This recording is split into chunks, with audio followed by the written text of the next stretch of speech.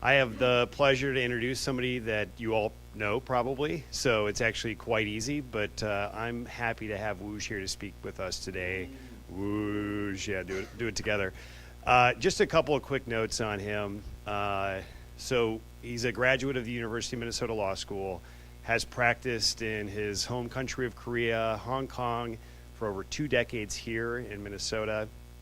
But one of the first memories I have of Rotary actually involves you, Wooj. You probably don't remember this, but I was evaluating clubs, was introduced at a mixer, and Wooj came up to me. He was the first person to come up to me and introduce himself. And he asked me what I did and why I was interested in Rotary. And I just remember thinking, like, if this is what this is about, I'm in, right? I'm in. And that was 2 years ago. And the way I felt then, I hope you guys can help me welcome Wooj to the stage. Great job, man. Thank you.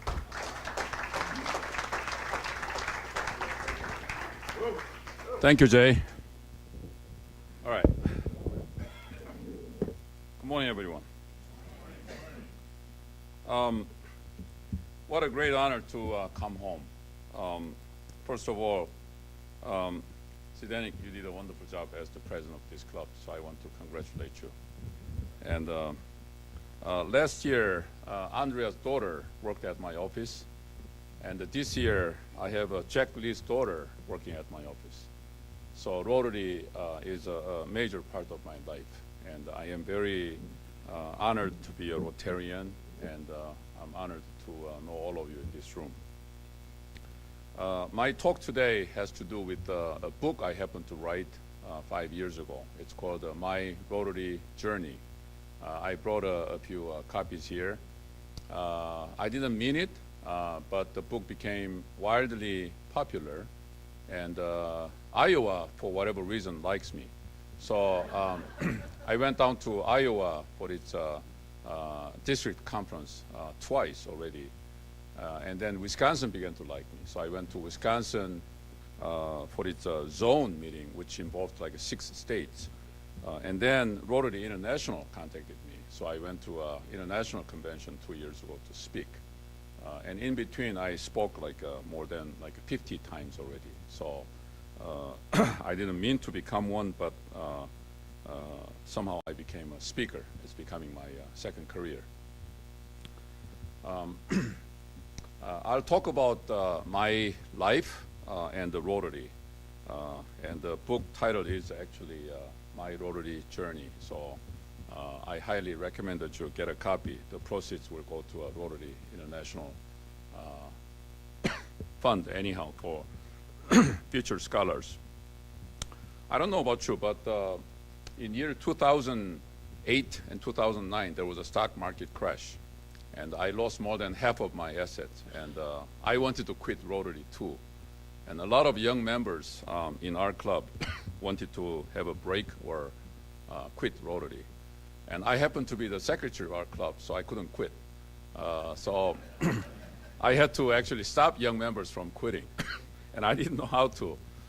Then one day I saw this movie, The Best Years of Our Lives. I don't know how many of you saw this movie. If I quickly summarize it, there was an American soldier from Midwest. He could be from Iowa or Minnesota. He went to the Pacific Ocean to fight the Japanese Imperial Navy.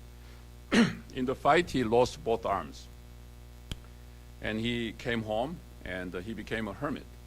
And he didn't know how to live his life.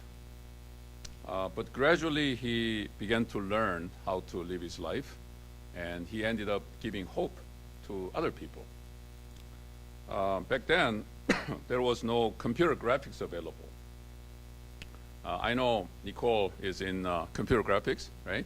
But in 1946, they didn't have computer graphics available. So they had to find an actor who lost arms in real life. And they couldn't find one in America. They found one in Canada. His name is Harold Russell. In an accident, he lost both his arms. So for him, it was not acting. It was his real life. So he played it really well. Because of the handicap he had, he appeared in only 4 movies in his entire life. But with this movie alone, he won 2 Oscars. One was Best Supporting Actor, The other one was a special Oscar ever given to a person who created hope for other people. So his short-lived movie career was actually brilliant. So I recommended this movie to a lot of people who wanted to quit Rotary, and some stayed to make me really happy. And because of this movie, I stayed as well. I compared 2008 to 1946. 2008 was much better. Our fathers and grandfathers are really wise people. They had the wisdom to call 1946 the best year of our lives. So if you're having tough time this year, just compare this year to 1946. It's not so bad. By watching this movie, your life wouldn't change. But you may change a little bit. And that's what it all takes. If you change a little bit, the whole world will change. And that's a very simple message. 1946 was a special year for another person. His name was Viktor Frankl. He wrote a book, Man's Search for Meaning. He's an Austrian psychiatrist. He did nothing wrong. He was a good citizen. But because of his Jewish background, he was put into a concentration camp by the Nazis. In the camp, he realized it wasn't the sickest, oldest who died first. It was always the youngest and the healthiest who died first. So as a psychiatrist, he was fascinated. So he decided to get to the bottom of this matter. What happened was the oldest and the sickest always tended to share the bread, the last piece of bread, and the medicine with the youngest and the healthiest. So those who were willing to share lived longer than those who just received. So he wrote this book, Man's Search for Meaning. So those who survived concentration camp had some meaning in their lives. One guy said, if there is a God, if there is any justice, I should live longer than that prison guard. Viktor Frankl himself began to write the book in his jail uniform. Unless I share this and witness with the rest of the world, I cannot die. So those who had a meaning could stay. So he concluded that we have three conditions we're born with: pain, guilty feeling, and death. One group will just give up in front of these conditions. So for example, if a doctor told you, Mr. Smith, you have only 6 months to live, you have cancer. One group will say, this is death sentence. So I'm going to deplete my money, I'm going to eat whatever I want, and what's the meaning of this life? Another group will say, why don't I finish the painting I started? Why don't I finish the novel? Why don't I create a scholarship? I want to leave something behind. So depending on how you react to these conditions, you could change the world. You could become the inspiration. You could become the gift to the world. So those who shared the last piece of bread and the medicine with the young folks had a great meaning in their lives, and they survived. So 1946 was a great year for this guy who discovered pain is a gift for human beings in disguise. 1946 was a great year for another group of people. If you think about it, it was the end of Second World War. These folks would have lost their family members, their money, office buildings, you name it. But what little money they could scrape, they decided to create a scholarship. They had the courage to ask themselves, why did we fight to begin with? Is there any way to restore peace and understanding? So they thought to create a scholarship is one of the best ways to restore peace. So they scraped the money and created a scholarship instead of investing it in stock market or building their office and things like that. So the next year, 1947, they chose about 10 students, and there was a very humble beginning of this scholarship known as Ambassadorial International Rotary Scholarship. Even though it was a very humble beginning, it quickly became the world's largest scholarship fund, benefiting over 40,000 scholars from 120 different countries. So, my name is Wooj. I received this scholarship. That was my first encounter with Rotary. I came with this scholarship, arrived here in Minnesota August 15th, 1990. And I attended the University of Minnesota. I had an American roommate who took me out to downtown Minneapolis to welcome me. We had a nice dinner at a Mexican restaurant. We stepped outside the restaurant. It suddenly began to rain, and my American roommate, looking at the sky, said, "Shit." And I assumed it was Minnesota slang word for rain. So every time it rained, all I had to say was "shit," and people understood me perfectly well.